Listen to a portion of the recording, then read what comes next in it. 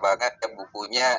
Saya salah satu orang yang beruntung, Ibu sekalian. Kita waktu itu alhamdulillah dapat free langsung dikasih sama beliau. Jadi memang tadi yang disampaikan oleh Prof. Juni bahwa bikin buku di Indonesia selain kita bicara tentang teknis administrasi dan segala macam tata kelola yang mungkin perlu ada akselerasi ya Prof ya.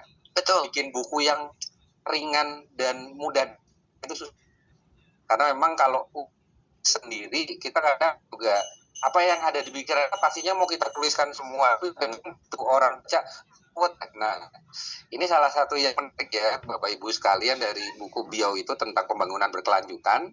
Jadi sebagaimana tadi yang juga sudah beliau sampaikan bahwa memang kami dari Kementerian Ketenagakerjaan ini juga sudah lama berbicara tentang yang namanya pekerjaan hijau. Nah, kalau kita bicara tentang pekerjaan hijau tadi sebagaimana yang sudah disampaikan oleh Prof. Jun dan alhamdulillah juga saya di tahun 2013 hampir 1 tahun di Jerman berkesempatan untuk belajar tentang apa sih yang namanya green job itu dan bagaimana kedepannya kita tidak cuma mengganti existing job yang sudah ada, tapi bagaimana skill dan yang paling utama adalah behavior-nya. Jadi kalau kita memodifikasi behavior itu, tadi juga sudah disampaikan oleh Prof. Jun, sekarang banyak promo makanan, baik dari aplikasi-aplikasi tertentu ya Prof. Jadi kita lihat ternyata itu merupakan salah satu waste yang sangat besar saat ini dari jumlah yang memang dihasilkan oleh kita sebagai manusia. Karena kita manusia pasti butuh makan ya Bapak Ibu. Kemudian juga selain itu, kita juga pada saat berbicara tentang waste ini kan kadang-kadang tanpa kita sadari juga kita lakukan. Contohnya misalkan pada saat kita bekerja, sebenarnya pada saat kita bekerja katakan kita punya meja kerja kita kalau misalkan sudah rapi dan tertata itu akan mengurangi pemborosan gerak. Nah ini kan salah satu waste yang sebenarnya kita juga nggak sadari ya Bapak Ibu, tapi pada saat kita melakukan pemborosan gerak itu berapa banyak karbon yang kita produksi. Kemudian itu kita lepaskan ke udara dan itu mencemari. Nah, ini jadi salah satu hal yang menarik juga Bapak Ibu karena memang kalau kita bicara produktivitas utamanya untuk kita bisa inline dengan yang namanya pekerjaan hijau. Ini akan sangat menarik nanti ke depannya banyak hal yang mungkin akan coba saya share dari Kementerian Ketenagakerjaan, utamanya kami dari National Productivity Organization Indonesia, di mana kami merupakan anggota EPO dari tahun 1968, dan di tahun 2019 alhamdulillah kami mendapat mandat sebagai salah satu certification body atau lembaga sertifikasi profesi. Kalau Bapak Ibu kenal. Ya. Materinya di slide yang keberapa mungkin bisa dibantu? Ini masih pengantar dulu. Masih pengantar. Oke. Terima kasih Pak Jen, silakan Pak. Ya, Pak. Jadi kita pada 2019 itu dimandatkan menjadi certification body atau LSP. Itu EPO sudah membuat 3 skema yang memang dimandatkan untuk dijalankan oleh certification body, yaitu productivity specialist, green productivity specialist, dan juga public sector productivity specialist. Nah, sekarang kalau kita bicara tentang green productivity specialist, Bapak Ibu, ini jadi di Indonesia dari tahun 2023 kami berdiri, Pickup Indonesia, itu baru ada 27 orang, termasuk Prof. Juni ini yang memang sampai dengan saat ini adalah satu-satunya yang mendapatkan Master Green Productivity Specialist dari pelatihan EPO yang tersertifikasi sebelum certification body ini berdiri. Jadi beliau ini adalah alumni di tahun 2018. Saya masih ingat betul pada saat itu memang beliau sangat berdedikasi dari kurang lebih sekitar 25 kalau nggak salah ya Prof ya. Iya. Peserta yang hadir di Taiwan itu ternyata yang lulus cuma 11 dan beliau ini satu-satunya dari Indonesia. Mungkin kita bisa beli applause ya buat beliau. Terima lewat kasih Bapak Ibu. emoticon yang ada. Gitu. Boleh next Mbak Natia? Next slide. Oke.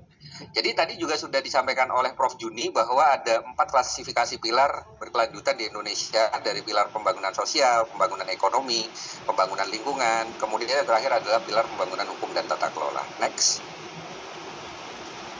Dari pilar pembangunan sosial ini Bapak Ibu, jadi memang kita ini dengan menjalankan 17 pilar SDGs utamanya di pilar pembangunan sosial, kita wajib untuk mencapai pemenuhan hak dasar manusia. yang berkualitas secara adil dan setara agar sejahtera masyarakat kita. Nah, tadi juga sudah disampaikan bahwa yang sekarang kita lihat ya Bapak Ibu, kalau misalkan kita berbicara tentang dampak lingkungan atau kalau kita berbicara tentang ESG, ini memang sesuatu yang sudah sangat lumrah dan normal sekarang dilakukan. Bahkan yang saya tahu mulai tahun lalu kalau tidak salah Trisakti Sustainability Center juga sudah membantu UMKM untuk menerapkan ESG. Dan ini dipandu oleh teman-teman dari Trisakti Sustainability Center juga, mereka mendampingi UMKM tidak hanya sampai dengan mendapatkan award, tapi follow up action-nya ke depannya ini mereka bina dan menjadi mitra kerja kalau tidak salah ya Prof ya. Nah, ini menjadi satu hal yang menarik karena ini kan kita berbicara tentang peningkatan kesejahteraan bagi masyarakat. Jadi seluruh lapisan masyarakat ini berhak untuk sejahtera Bapak Ibu. Jangan sampai ternyata ada yang ditinggalkan. Seperti itu. Next. Yang kedua ada pilar pembangunan ekonomi. Di sini kami dari Kementerian Ketenagakerjaan, bagaimana caranya untuk mencapai pertumbuhan ekonomi yang berkualitas. Jadi harus ada peluang kerja dan usaha yang berlanjut Bapak Ibu. Harus ada inovasi, industrinya juga inklusif, infrastrukturnya memadai, energi yang bersih juga harus terjangkau dan ada kemitraan yang mendukung. Nah, dalam pilar 8 di sini dengan adanya pekerjaan layak dan pertumbuhan ekonomi, kita tidak hanya berbicara tentang bagaimana ekonomi bertumbuh dan mensejahterakan. Tapi ini dalam artian pada saat kita berbicara tentang pekerjaan yang layak, Bapak Ibu, itu dia harus berkeadilan. Berkeadilan ini dalam artian pada saat dia berbicara tentang inklusivitas, bagaimana kita berbicara tentang hak-hak rekan-rekan kita yang memiliki kebutuhan khusus. Bagaimana caranya agar kita berbicara tidak hanya terkait dengan gaji dan upah, tapi pengembangan SDM-nya ini ke depannya harus seperti apa. Karena kalau kita berbicara tentang pekerjaan yang layak, nanti kita juga harus memahami bahwa pada saat kita pengembangan kita tidak hanya berakhir kepada apa yang sudah menjadi skill kita, kemudian kita terapkan, itu sudah cukup untuk menjadi satu portofolio kita. Tapi bagaimana itu bisa memberikan impact Bapak Ibu? Contohnya kita bisa bilang bahwa dalam sertifikasi atau proses sertifikasi yang dilakukan oleh Professional Certification Agency for Productivity Indonesia, dari total sekitar lebih dari 200 orang yang kami sertifikasi dari tahun 2023 sampai dengan 2025 untuk skema productivity specialist dan green productivity specialist, itu beragam sektor yang kami certified orang-orangnya. Dan memang karena memang sertifikat lekat pada perorangan, maka diharapkan teman-teman yang mendapatkan sertifikasi tersebut, mereka juga tidak hanya nanti akan menjadi agent of change untuk organisasinya saja, tapi bagaimana secara real mereka juga dapat menerapkan di lingkungan terkecilnya, misalkan di lingkungan kompleknya kah, di lingkungan keluarganya kah, dan lain sebagainya. Karena memang pada saat kita berbicara tentang manusia, Bapak Ibu, manusia ini punya beragam karakteristik dan sangat unik. Dan manusia ini juga pada saat nanti dia akan bertumbuh untuk mendapatkan pekerjaan yang layak, bisa dibilang Bapak Ibu, mereka akan banyak tuntutannya. Nah, tapi kita juga jangan khawatir bahwa tuntutan ini harusnya kita lihat sebagai peluang. Jangan kita jadikan ini sebagai tantangan. Karena kadang-kadang yang kita lihat sekarang dengan iklim kerja yang ada di Indonesia, kebanyakan, apalagi selepas kita mengalami COVID-19 dari tahun 2020 sampai dengan 2022 di Indonesia, kita dipaksa untuk shifting. Yang mana pada saat kita shifting ini ternyata kita antara niat nggak niat nih untuk berubah. Akhirnya apa? Setengah-setengah. Yang Bapak Ibu tahu, kalau kita sering lihat berita dan mungkin kita juga scrolling banyak pop-up di sosial media kita sekarang, ternyata sektor ekonomi kita banyak ditopang oleh pekerjaan informal, di mana pekerjaan informal itu memang yang banyak bertahan di era COVID-19. Tapi pada saat apa yang bisa kita support untuk mereka? Nah, inilah peran kita nanti Bapak Ibu untuk juga melakukan pertumbuhan ekonomi melalui penciptaan pekerjaan yang layak. Jadi tidak hanya kita berbicara tentang apa yang sudah ada di existing industri, tapi bagaimana cara existing industri yang ada ini nanti juga bisa mensupport apa yang menjadi modalitas kita ke depannya dalam mensupport tidak hanya UMKM, tapi pekerja-pekerja informal yang lain. Karena sekarang eranya gig ekonomi Bapak Ibu. Era gig ekonomi ini bisa dibilang kita bisa kerja di mana saja, kita bisa bekerja untuk siapa saja, kita bisa mendapatkan apresiasi yang layak dari aktivitas gig ekonomi yang kita lakukan, termasuk tadi yang sudah disampaikan oleh Pak Dialah dan juga Prof. Juni pada saat kita berbicara tentang circular economy. Nah, circular economy inilah yang nanti juga menjadi baseline atau dasar bagi kita untuk melakukan pertumbuhan ekonomi yang layak dan juga bagaimana kita bisa meninggalkan warisan di masa depan untuk anak cucu kita. Jangan sampai ternyata yang kita tinggalkan di masa depan untuk anak cucu kita hanya berupa warisan bumi ini yang sudah semakin tua, semakin panas, semakin botak, dan malah nanti semakin terkontaminasi oleh limbah. Next. Kemudian yang ketiga ada pilar pembangunan lingkungan. Ini juga tadi secara garis besar dan secara komprehensif sudah disampaikan oleh Pak Dialah dan Prof. Juni. Jadi tidak hanya kita berbicara tentang pengelolaan sumber daya alamnya, tapi bagaimana kita juga bisa membuat sumber daya alam ini tetap terjaga eksistensinya. Jangan sampai kalau kita bicara tentang sumber daya alam, nanti di masa depan, anak cucu kita itu hanya lihat gambarnya aja. Hanya tahu buku-buku atau modul pelajaran ataupun dari sejarah yang diajarkan oleh gurunya bahwa dulu pernah ada ikan X yang populasinya dan di tahun berapa cuma tinggal sekian karena ada perubahan iklim dan lain sebagainya. Nah, ini kita juga harus tetap mawas diri dan juga bijak. Bagaimana pengelolaan sumber daya alam ini juga lingkungan yang berkelanjutan ini harus dapat menyangga seluruh kehidupan. Next. Kemudian yang terakhir ada pilar pembangunan hukum dan tata kelola. Jadi ini yang paling penting Bapak Ibu, legasinya adalah kita juga harus punya komitmen dan juga sustainability di pilar ini. Jadi kalau misalkan pilar ini nggak sustain, katakan kita bicara tentang produk hukum yang dihasilkan atau regulasi yang ada, kita juga harus tahu sebenarnya bagaimana caranya agar regulasi itu bisa saling berkaitan. Tidak redundant, tidak overlapping, atau bahkan hanya dimanfaatkan untuk kepentingan sekelompok orang aja. Nah, ini tadi yang juga sudah disampaikan oleh Prof. Jun terkait dengan adanya bencana yang sekarang kita sedang alami dari beberapa bulan belakangan, Bapak Ibu. Kita tidak berbicara tentang bagaimana orang-orang atau siapa saja yang terlibat di dalamnya. Tidak hanya itu. Tapi adanya celah di dalam dukungan terhadap orang-orang itu yang kita juga perlu mawas diri.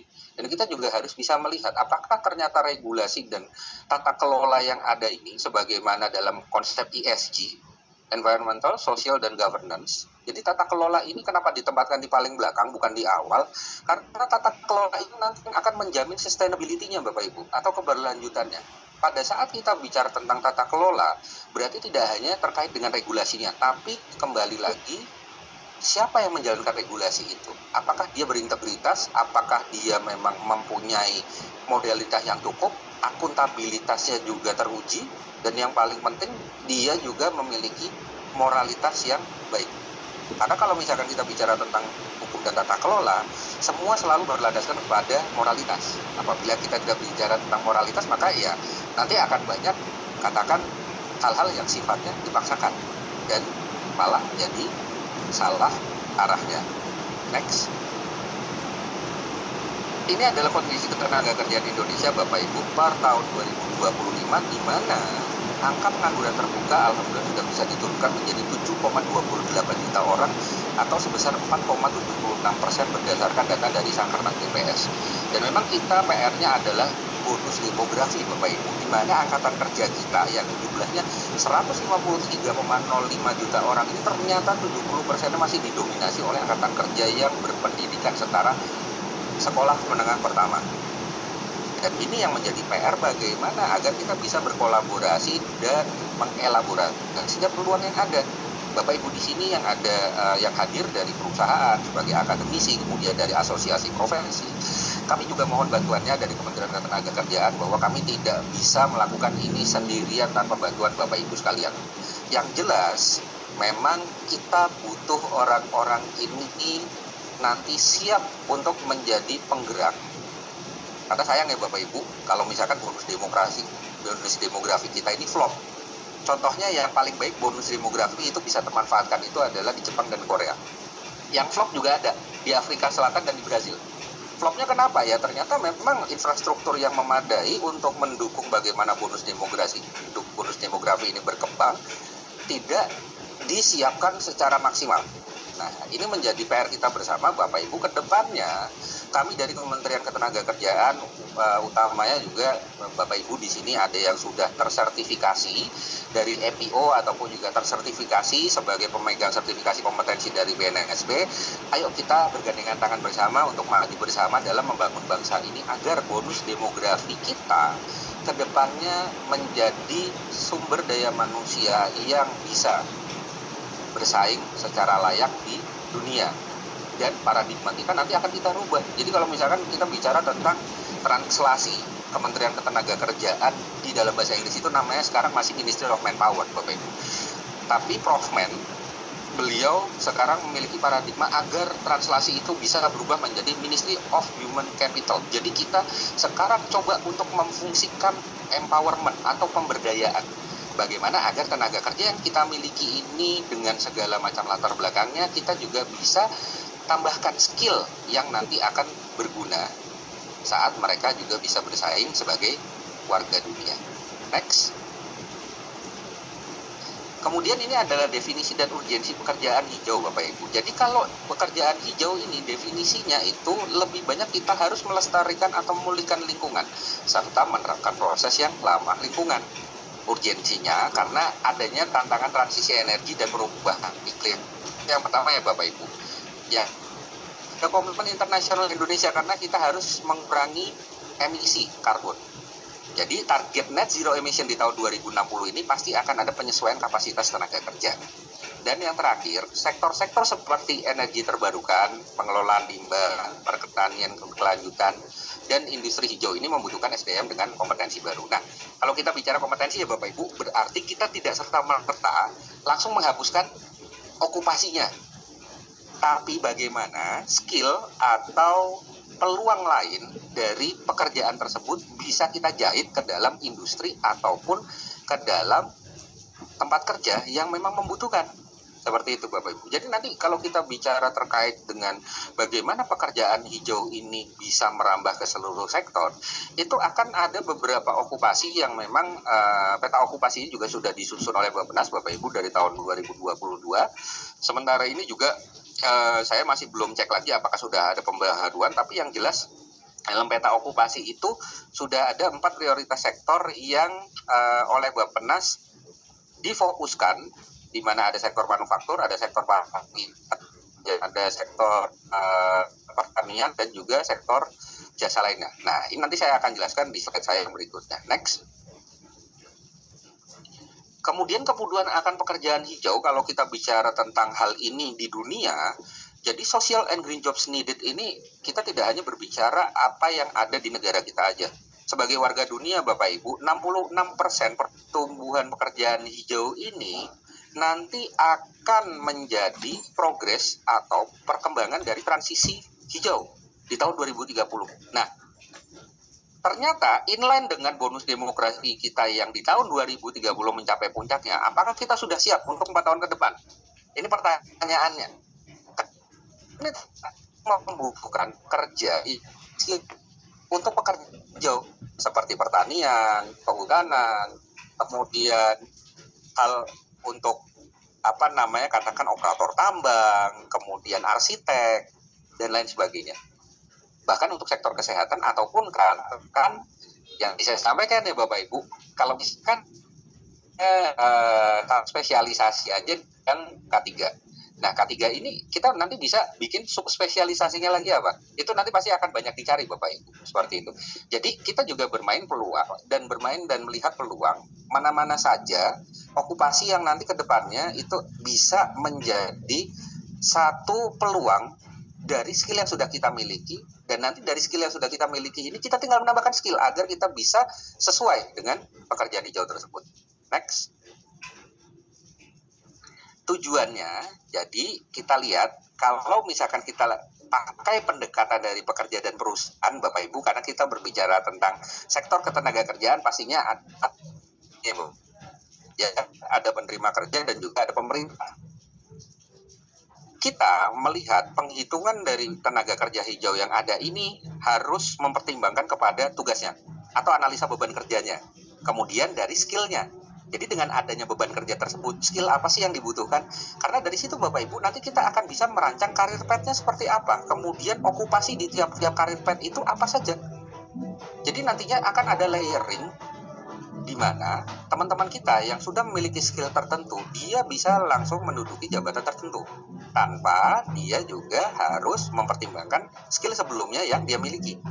Jadi tidak haram kalau bisa dibilang ya sekarang Bapak Ibu, kalau kita shifting dari pekerjaan yang lama ke pekerjaan yang baru, termasuk kita memiliki paradigma yang baru dari paradigma yang lama yang kita sudah selama mungkin sebelum COVID, kemudian setelah COVID kita dipaksa untuk menyesuaikan diri, dan nanti akhirnya pada saat kita berproses, kita tidak hanya berbicara tentang outputnya aja, tapi bagaimana kita berbicara tentang outcome-nya atau impact yang dihasilkan dari pekerjaan kita terhadap orang lain.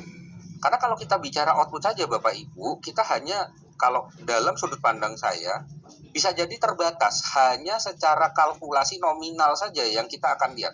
Tapi kalau outcome, kalau impact, kita akan berbicara tentang sustainability dari pekerjaan itu.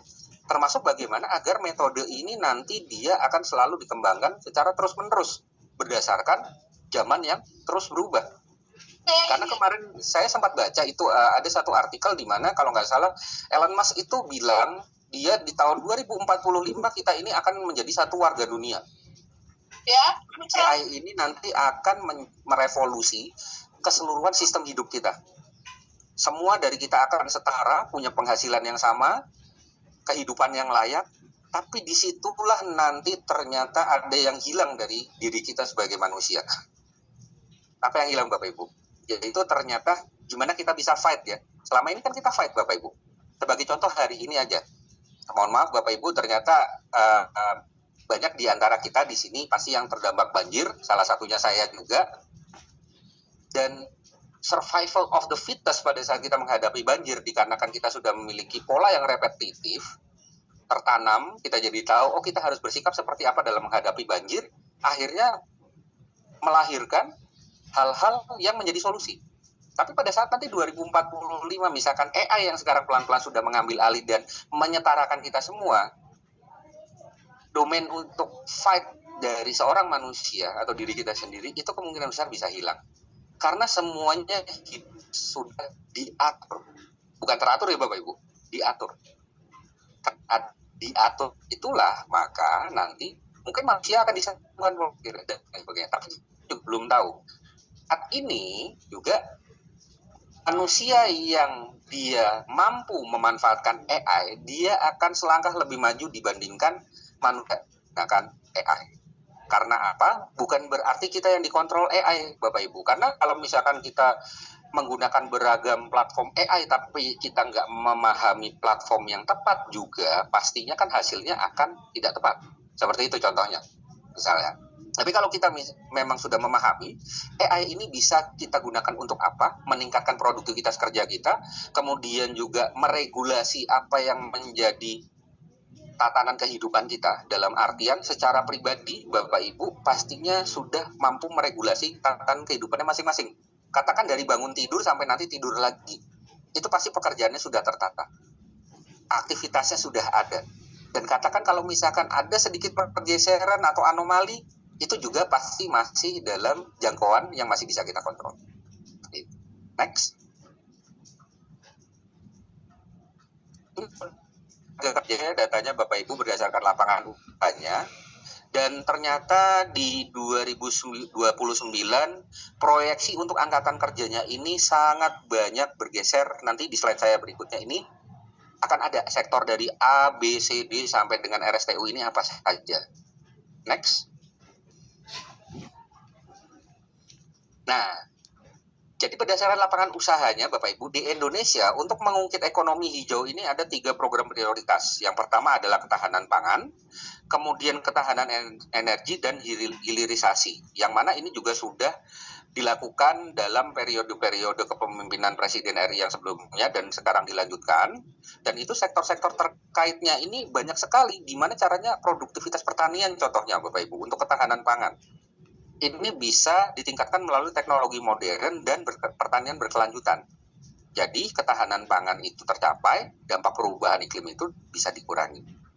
strategi rencana dari Kementerian Ketenagakerjaan kami adalah bagaimana kita dapat mendorong penguasaan Alsintan atau alat industri pertanian, kemudian meningkatkan produktivitas agromaritim dan memberdayakan potensi penambahan tenaga kerja dalam program makan bergizi gratis. Ini juga yang kita lihat sekarang Bapak Ibu, contohnya di balai pelatihan kami juga sudah memiliki skema sertifikasi untuk rekan-rekan yang bekerja di SPPG.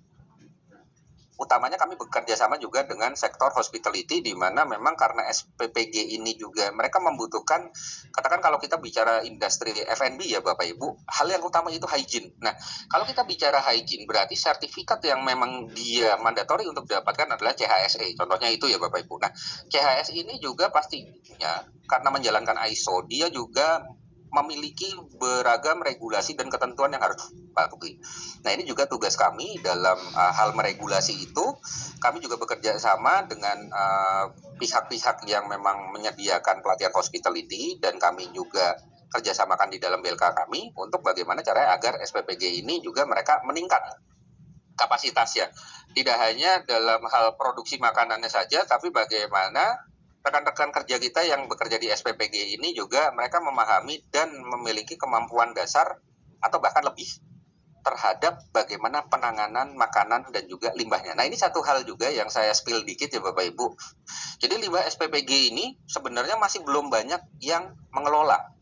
Ini kalau Bapak Ibu nanti mau ambil sertifikasi Green Productivity, ini akan sangat menarik sekali kalau Bapak Ibu bisa jadikan lokus SPPG, katakan di wilayah tinggal Bapak Ibu, sebagai salah satu contoh proyeknya.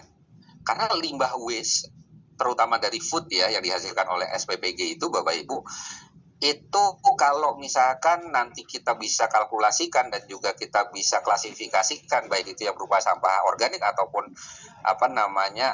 sampah yang memang dia juga kadang-kadang bisa menjadi limbah berbahaya apabila sudah dibiarkan dalam jangka waktu tertentu, itu bisa Bapak Ibu hitung sebagai project green productivity. Kemudian yang kedua, ini ketahanan energi, bagaimana transisi ke energi terbarukan ini bisa didorong. Kemudian industri ramah lingkungan ini juga bisa mengurangi emisi karbon dan mendukung keberlanjutan. Jadi sektor perdagangan dan reparasi dalam mengadopsi transisi ke energi hijau ini sedang kami upayakan untuk dilakukan pelatihannya. Itu Bapak Ibu. Dan sebagai contoh di sini Pak Dialah selaku salah satu green productivity spesialis kami dari PT Antam Tbk, beliau juga waktu itu membuat proyek terkait dengan ketahanan energi. Jadi beliau lakukan satu proyek di mining, utamanya yang untuk pengelolaan dan pengolahan emasnya. Dan itu sangat menarik sekali Bapak Ibu, karena ternyata kita tidak hanya bicara dari sisi mining berapa banyak limbah yang dihasilkan, tapi ada behavior modification di situ kalau nggak salah Pak Dialah. Nah, ini menarik juga nih Bapak Ibu. Karena nanti kita juga akan bicara ke hilirisasi, bagaimana caranya agar bahan mentah yang diolah ini bisa menjadi bernilai tambah produknya, utamanya di sektor pertambangan dan manufaktur. Jadi ekspor dan lapangan kerja yang diciptakan ini dia bisa meningkat. Dan strategi kami dari Kementerian Ketenagakerjaan ini adanya penguatan keterampilan terkait dengan industri pengolahan yang memfokuskan pelatihan industri secara masif. Dan ini alhamdulillah Bapak Ibu sekarang tidak hanya dari tahun ini, tapi sudah diinisiasi mulai tahun lalu ada pelatihan terkait dengan green job. Dan di tahun ini juga akan mulai lebih dimasifkan lagi pelatihan terkait dengan green jobs tersebut atau pekerjaan hijau, di mana Kementerian Ketenagakerjaan sudah menyasar ke beragam sektor. Dan kalau tidak salah kemarin Prof. Men juga sudah menyampaikan bahwa kurang lebih nanti akan ada sekitar 500 perusahaan yang akan coba untuk ditingkatkan produktivitasnya.